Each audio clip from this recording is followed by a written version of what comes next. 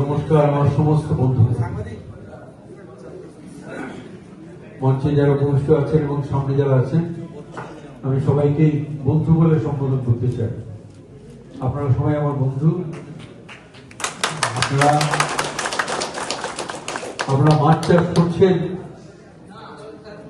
এই জন্য যদির পক্ষে আপনারা আমার বন্ধু হয়েছেন।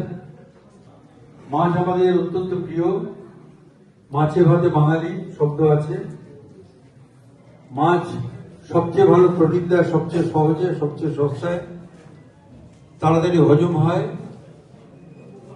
যারা মাংস খান তারা নানা রকম রোগে আক্রান্ত হন, কিন্তু মাছে কোনো রোগ নেই।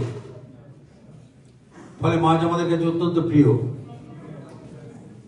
আর গোটা পশ্চিমবঙ্গে যত জলাশয় আছে, সমস্ত জলাশয় এখনো পর্যন্ত সম্পূর্ণভাবে ভালো চাষ করা হচ্ছে না বলে আমরা পশ্চিমবঙ্গ থেকে বাইরে মাছ রপ্তানি করবো, এমনকি বিদেশে মাছ রপ্তানি করতে পারবো, সেই সুযোগ সম্ভাবনা আমাদের আছে।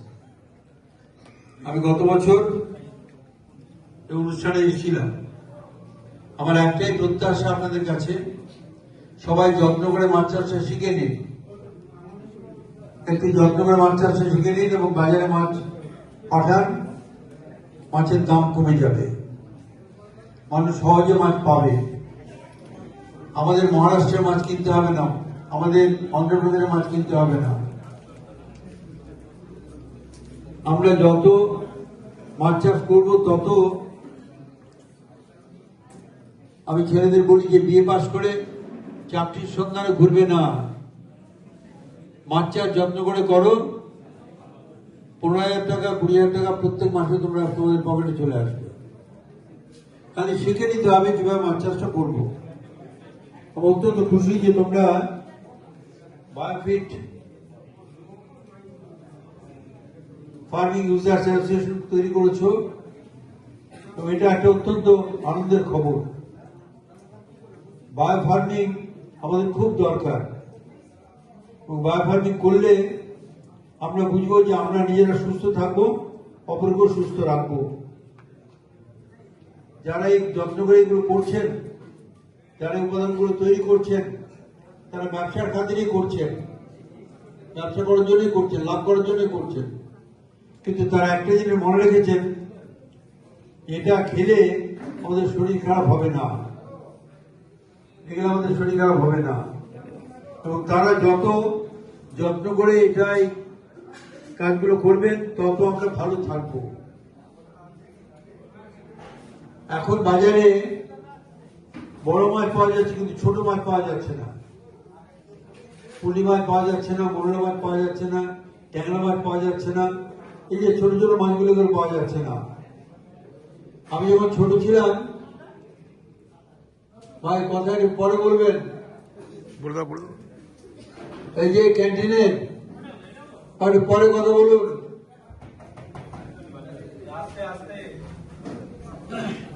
আমি যখন ছোট ছিলাম তখন আমরা মোরলা মাছ খেতাম।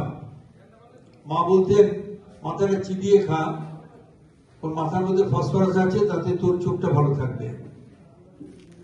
আর মোরলা মাছ পাওয়া যায় না বাজারে, ফলে চিবিয়ে খাওয়ার কোনো প্রশ্ন ওঠে না। পুঁটি মাছ অত্যন্ত উপাদেয় মাছ পাওয়া যাচ্ছে না। আমরা যত্ন করে ভালো চাষ করছি না, ওগুলো করছি না। শিং মাগুর এখন 1000 টাকা কেজি। আমার দপ্তর থেকে শিং মাগুরের জন্য আলাদা করে পুকুর তৈরি করা হয়েছে এবং শিং মাগুরের চাষ হচ্ছে। আমি দপ্তরকে বলেছি যে আমাদের একটা চ্যালেঞ্জ, শিং মাগুরের দাম 1000 টাকা কেজি থেকে 500 টাকা কেজিতে নামিয়ে আনা যায় কি করে, তার জন্য চেষ্টা করতে হবে। সবাইকে চেষ্টা করতে হবে, এই কাজ আমাদের করতে হবে। কিছুদিন আগে পর্যন্ত 20-25 বছর আগে জানতাম যে জ্বর থেকে উঠলে, জ্বর হয়েছে, টাইফয়েড হয়েছে, তার থেকে সেরে উঠলাম, বাড়িতে শিং মাগুর আনা হচ্ছে, তাড়াতাড়ি শক্তি ফিরে পাবো তার জন্য। এই শিং মাগুর এখন পাওয়া যাচ্ছে না, কম পাওয়া যাচ্ছে, পাওয়া যাচ্ছে না নয়, কম পাওয়া যাচ্ছে। যত এগুলো পাওয়া যাবে বাজারে, যত বেশি করে সাপ্লাই দিতে পারবো, তত আমরা ভালো করে মাছ আস্বাদন করতে পারবো, প্রোটিন আস্বাদন করতে পারবো, আমরা শক্তিশালী হব। মাছের ঝোল ভাত এগুলি একতারা ভাত উঠে যায়। আর ইলিশ মাছ যদি পাওয়া যায় বাজারে, তাহলে বলতে হবে না। ইলিশ মাছ বাড়িতে রান্না হলে পাশের বাড়ির বউ এসে জিজ্ঞেস করে, আপনারা ইলিশ মাছ কিনেছেন? তার গন্ধে এসে জিজ্ঞেস করে আমাদের। তো এরকম মাছ এখন বাজারে পাওয়া যাচ্ছে না। আমরা 2 মাস ব্যান করে দিয়েছি, কিন্তু এখনো অনেক মানুষ আছে যারা ছোট ইলিশ ধরছেন, ছোট বাজারে বিক্রি করছেন। এটা অত্যন্ত খারাপ কাজ। আমরা তাদের বারণ করেছি, বলেছি এটা করবেন না। বড় ইলিশ না পেলে ইলিশ মাছের টেস্ট পাওয়া যাবে না। আপনারা প্রায় সবাই এগুলো জানেন। যত আপনারা এগুলো জানবেন, যত চর্চা করবেন, যতগুলো দেখবেন, তত আপনারা এগোবেন। এবং মাছ চাষের জন্য আলাদা করে কোনো বৈজ্ঞানিক ট্রেনিং নেওয়ার খুব দরকার নেই। ওটা ব্যাপারটা অপেক্ষাকৃত অনেক সহজ, অনেক সহজ। ভালো জলে রুই কাতলা মৃগেল চাষ হবে।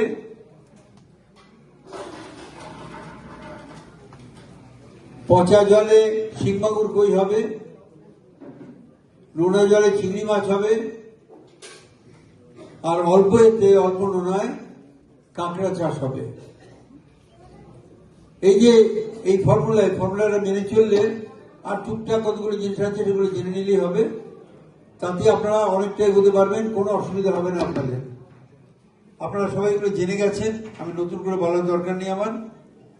আমি শুধু আপনাদের কাছে প্রার্থনা করবো একটাই, যত দ্রুত, যত যত্ন সহকারে আপনারা চাষগুলো করবেন, তত আপনারা উপকৃত হবেন, সারা পশ্চিমবঙ্গের মানুষ উপকৃত হবে, এবং পশ্চিমবঙ্গের মানুষ এগিয়ে আসবে কাঁথির কাছ থেকে শেখবার জন্য।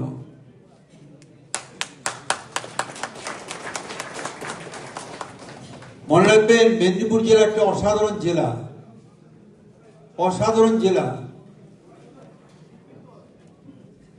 190 বছর বড়দিন ছিলাম আমরা। পরাধীনতা থেকে মুক্ত হওয়ার জন্য 3টে ছেলে, 6জন ছেলে, তারা উদ্যোগ নিয়ে লড়াই আরম্ভ করেছিল। সতীশ সামন্ত, অজয় মুখোপাধ্যায়, সুনীল দাঁড়া, বীরেন শাসমল, কুমার জানা, এরা এই যে লড়াই করেছিল, লড়াই করতে করতে করতে করতে ইংরেজকে কোণঠাসা করে ফেলেছিল। গান্ধীজিকে দিল্লি থেকে ছুটে আসতে হয়েছিল তমলুকে, কাঁথিতে, হলদিয়ায়। এসে বলতে হয়েছিল, তোমরা আন্দোলন বিদ্রোহ করে নাও, তারপর দেশটা স্বাধীন হয়ে যাবে। গান্ধীজি 5 দিন মহিষাদলে ছিলেন। সেই জেলার লোক আমরা। কলকাতা এত বড় শহর, এত বিত্তমান লোকেরা আছে, কই কলকাতার লোকেরা তো নেতৃত্ব দেয়নি, সে কাজ তো করতে পারেনি। মেদিনীপুরের লোক করতে পেরেছে। মনে রাখতে হবে, এটা ইতিহাসের কথা, আমার কথা নয়।